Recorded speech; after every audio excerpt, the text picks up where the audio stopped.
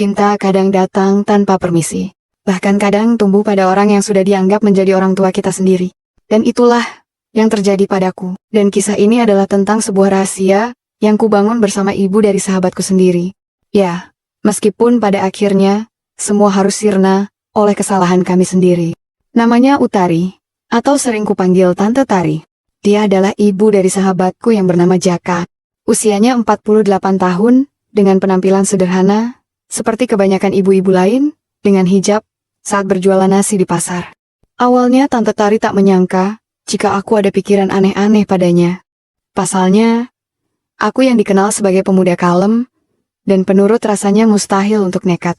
Hingga akhirnya mendapat kejutan tak terduga darinya. Usiaku 24 tahun. Saat itu aku masih menempuh perkuliahan semester 4 di salah satu kampus swasta di kota. Dan di kampus itu pula, aku berteman baik dengan Jaka.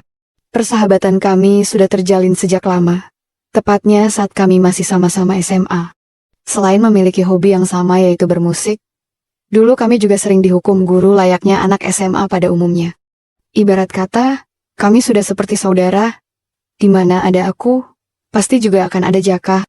Sementara kedekatanku dengan keluarga Jaka mulai terjalin sejak ayah Jaka, yaitu Pak Manto, mengalami stroke. Ya, meskipun pada akhirnya, Pak Manto harus meninggal dunia, tepat saat kami menginjak semester ketiga. Saat itu sebagai orang yang cekatan, selama Pak Manto sakit, aku sering bermalam di rumah mereka.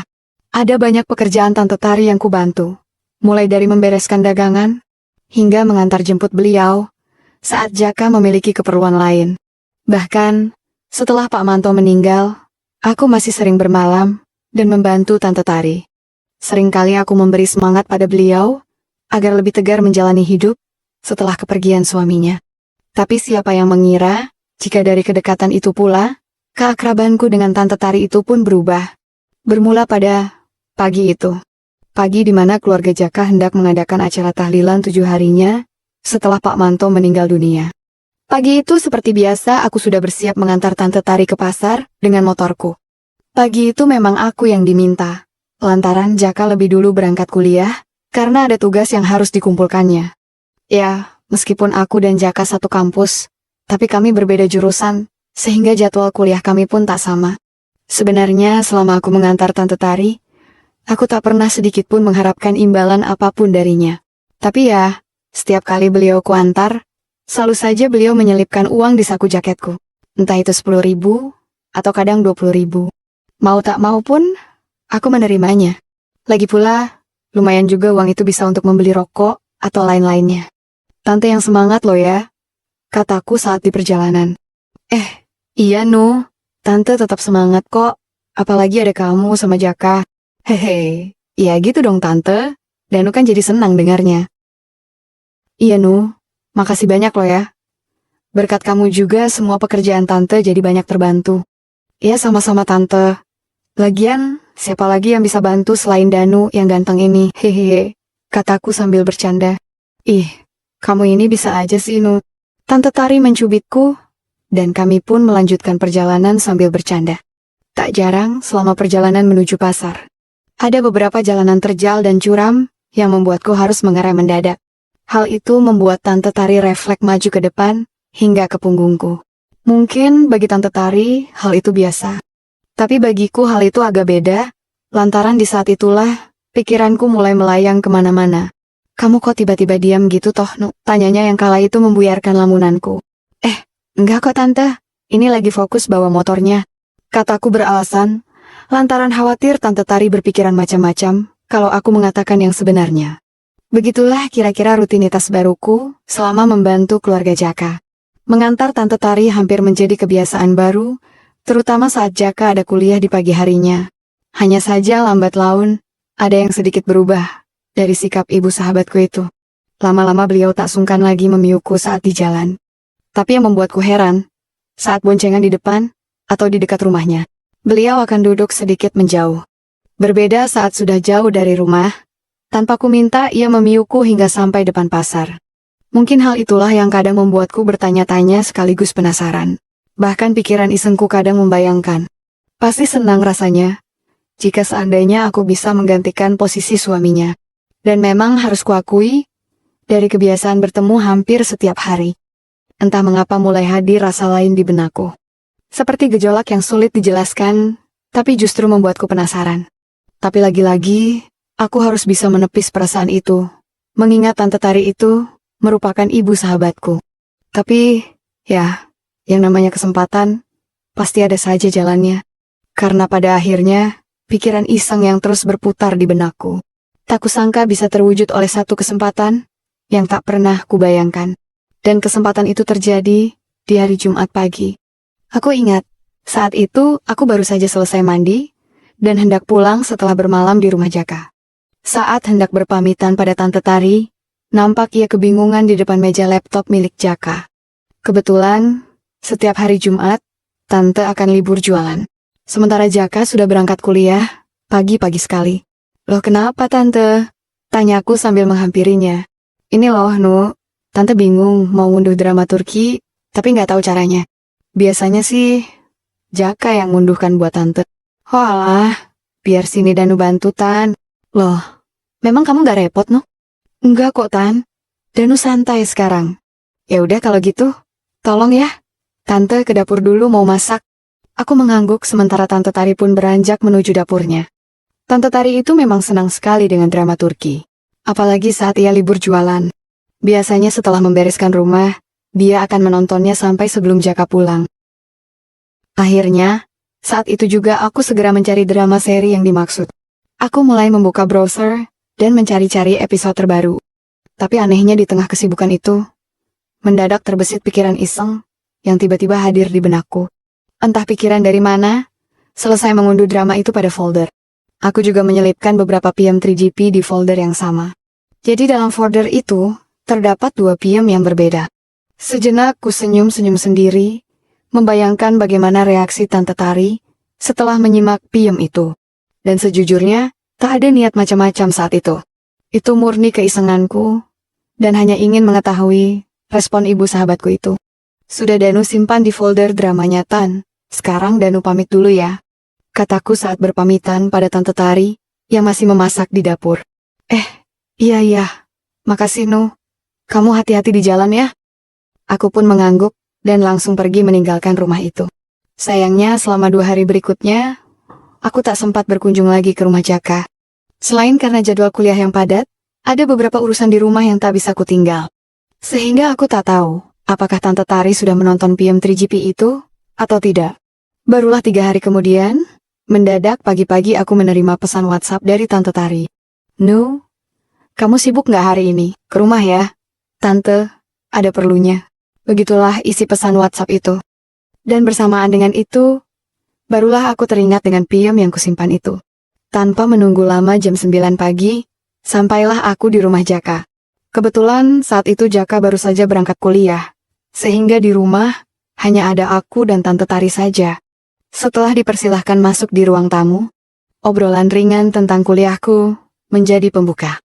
Sampai tak lama kemudian, mendadak beliau bertanya, Nu, nanti sebelum pulang, carikan lagi drama yang seperti kemarin ya.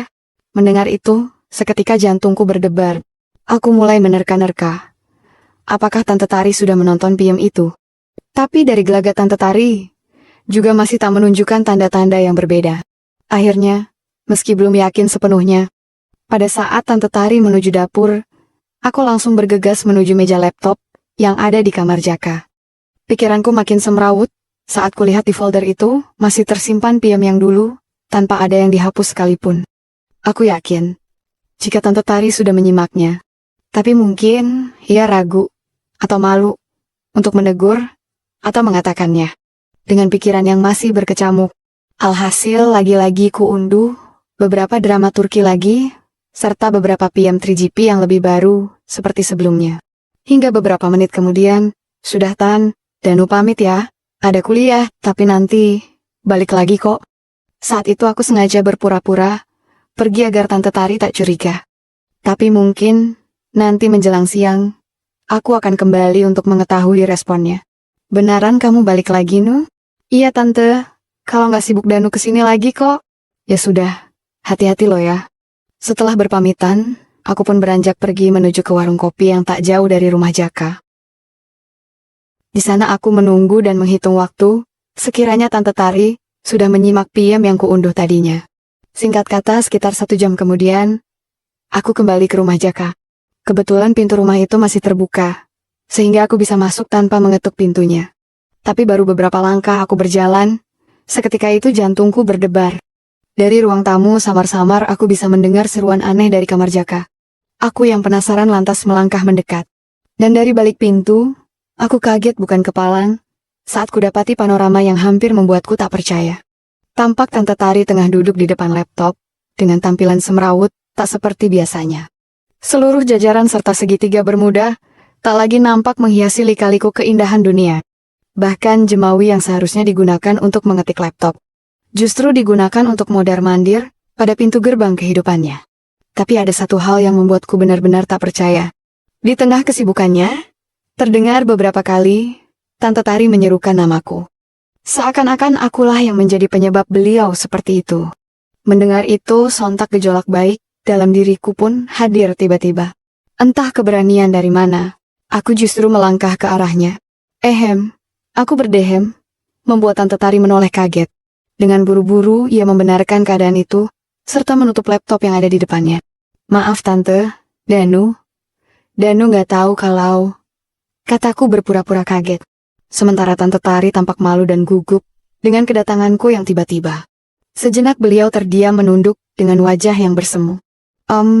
Sebaiknya Danu pergi ya Tante, kataku sambil berbalik hendak meninggalkannya. Tapi mendadak, Danu, tunggu, kata Tante Tari, yang tiba-tiba beranjak lalu menawik tanganku, seolah tak ingin aku pergi dari sana. Aku berbalik sambil menunduk, seolah tak berani menatap matanya. Mau kemana kamu? Dada Danu mau pulang Tante? Tante Tari tak menjawab, suasana menjadi hening sesaat. Sampai tak lama kemudian, ku dengar beliau menangis sesugukan, sambil memukul pelan bahuku. Kamu jahat, Nu. Kamu jahat. Jahat? Jahat kenapa, Tante? Kataku yang mendadak heran. Kamu sengaja kan? Akhir-akhir ini ngasih PM itu sama Tante, kata beliau, sambil terus menitikan air mata. Seketika aku terkejut. Jadi Tante tahu? Tante Tari mengangguk, tapi tak berkata apapun. Aku yang merasa bersalah pun, segera memiuknya. Maafin Danu Tante, Danu salah. Tante Tari terdiam mendengar penuturanku. Sejenak, ia menatapku dengan raut yang masih marah. Tega kamu Nu. Kamu sudah Tante, anggap seperti anak Tante sendiri. Tapi kenapa Tante? Terus, Tante sendiri, kenapa juga tadi harus nyebut-nyebut nama Danu? Mendengar itu seketika Tante Tari terdiam. Nampak ia tak bisa menjawab dengan pertanyaan yang kulontarkan, tapi tetap menatapku dalam. Dari tatapan itu aku yakin, ada percikan perasaan yang ia redam. Terbukti ketika mendadak aku maju, beliau pun tak menghindar saat sebuah sambutan kuhaturkan. Sejenak, beliau membalas kebaikan itu, bahkan lebih dari apa yang kuhaturkan itu. Sayangnya hal itu tak lama, lantaran tiba-tiba ia tersadar, lalu menjauh sambil berkata, Tante nggak bisa Nu. Kamu temannya Jaka. Jaka itu sahabatmu. Mendengar itu, aku pun menunduk. Maafin Danu, Tante. Danu salah. Salah sudah sayang sama Tante diam-diam. Kataku berharap, Tante Tari mengerti perasaanku. Tapi agaknya, ia tak peduli. Beliau hanya menatapku dalam diam, tanpa memberi respon yang kuharapkan. Ya udah Tante, Danu permisi. Sekali lagi, maafin Danu Tante. Kataku yang kemudian berbalik hendak pergi meninggalkannya. Danu, tunggu! Aku tersentak ketika lagi-lagi Tante menawik tanganku. Aku pun menoleh, tapi menunduk, lantaran kupikir, Tante Tari akan marah dengan ucapanku. Tapi, rupanya tidak. Mendadak ia menghambur memiukku. Kamu jahat Nu, kenapa kamu gak bilang dari dulu? Kenapa juga, kamu gak nanya, alasan Tante nangis kayak gini? Aku menggeleng. Soalnya aku kira Tante marah sama Danu. Enggak, Nu. Tante nangis karena bingung. Bingung, karena Tante juga sayang sama kamu. Aku hampir tak percaya mendengarnya. Jadi, sebenarnya, Tante Tari mengangguk, sambil menatapku. Sejenak kami sama-sama terdiam dan saling pandang. Dan entah siapa yang memulai dulu, sambutan demi sambutan pun, tercipta seolah menjadi awal, dari sebuah rahasia. Semuanya terasa begitu nyata, bahkan ketika Tante Tari menawik tanganku menuju singgasana. Cahaya sore yang masuk dari celah jendela, seolah menjadi saksi bisu kebaikan itu tercipta. Dengan ragu Tante Tari mengambil perahu motor siaga itu, dan bersamaan dengan itu, seruan kebaikanku bergema ketika beliau memberi perhatian baiknya. Sungguh rasanya seperti mimpi. Belum lagi ketika Tante Tari sudah rampung, beliau justru hendak naik tahta baik itu. Tante yakin, kataku, memastikannya. Beliau tak menjawab dan hanya menatapku dalam, seolah menyiratkan hati yang penuh keinginan. Perlahan namun pasti, Tante Tari pun memulai debut baik itu. Ia mulai mendayung sampan menuju tujuan mulia. Ya, malam itu aku benar-benar terkesan dengan kebaikannya. Dan karena tak ingin kesempatan baik itu sia-sia, maka ku ubah haluan negara, lalu melajukan motor siaga. Aku berusaha membawa Tante Tari hanyut akan nirwana, menggapai mimpi yang lama dinantikannya. Suara deru angin yang memburu seolah menjadi musik di antara sambutan-sambutan kebaikan lainnya. Tak terhitung musibah banjir bandang yang menimpanya. Tapi yang pasti, aku sudah berhasil menciptakan rapat paripurna negara yang menjadi impiannya. Hingga pada saat aku hendak tiba pada titik tujuan bersama, Tante Tari pun satset menerima pundi-pundi yang sembuyat ke arahnya. Sejenak kami sama-sama terdiam, mengembalikan spirit dalam jiwa. Sampai tak lama kemudian, Tante nggak lagi mimpi kan? Nggak, Tan. Ini bukan mimpi, ini kenyataan. Mendengar hal itu, ia pun tersenyum. Tapi apa kamu yakin sama perasaanmu, Tante sudah tua loh. Usia bukan masalah kan, Tan? Ah, kamu itu, selalu aja bikin Tante nggak percaya, ujarnya sambil mencubitku. Dan, ya, sejak sore itu, keakrabanku dengan Tante Tari pun berubah. Kami tak lagi hanya sebatas ibu pada sahabat putranya, melainkan lebih seperti generasi milenial yang dilanda asmara. Dan setidaknya selama hampir 2 tahun pula, aku tetap mengantar Tante Tari ke pasar. Kami juga sama-sama mencoba bersikap biasa, seolah tak ada apa-apa terutama di depan Jaka. Tapi, sepandai-pandainya tupai melompat, pasti akan terjatuh juga. Karena pada akhirnya, keakraban itu harus terkuak oleh kecerobohan yang kami ciptakan bersama. Tepatnya, di suatu sore. Sore, di mana Jaka pulang lebih awal dari janji yang ia ucapkan pada ibunya. Ya, sebelumnya Jaka sempat berpesan, jika ia akan pulang menjelang malam. Sehingga baik aku dan Tante Tari, memanfaatkan waktu itu, untuk mengulang rapat paripurna negara. Sayangnya, pada saat aku dan Tante Tari sedang di kamar dengan peyuh yang menghiasi negara, mendadak Jaka mematung di ambang pintu, lantaran kami lupa untuk menguncinya. Loh, Bu? Danu, apa yang kalian? Jaka nampak terpaku melihat aku dan Tante Tari dalam keadaan sedemikian rupa. Suaranya sedikit bergetar, lebih seperti luapan kecewa daripada pertanyaan. Jaka, ini gak seperti yang kamu, kata Tante Tari terjeda. Lantaran Jaka lebih dulu menggeleng, sambil menitikan air mata, dan tanpa menjawab, Jaka lantas mengambil salah satu foto yang ada di meja, lalu melemparnya ke lantai. Foto itu adalah foto kami bertiga saat liburan bersama. Nampak bingkainya pun pecah seperti persahabatan kami yang sebelumnya baik-baik saja. Seketika itu, Tante Tari menangis, lalu beranjak mencoba menenangkan putranya. Tapi sayangnya Jaka justru menepis ibunya, lalu pergi dengan membanting pintu dengan keras. Ya, itulah terakhir kalinya aku melihat Jaka. Persahabatan yang dulu kami bina selama bertahun-tahun, akhirnya sirna oleh kesalahanku juga. Hancur berkeping-keping, seperti bingkai foto di kamar Jaka. Tak hanya persahabatan itu yang harus berakhir, tapi juga keakrabanku dengan Tante Tari, yang terpaksa kami lupakan demi kebaikan bersama.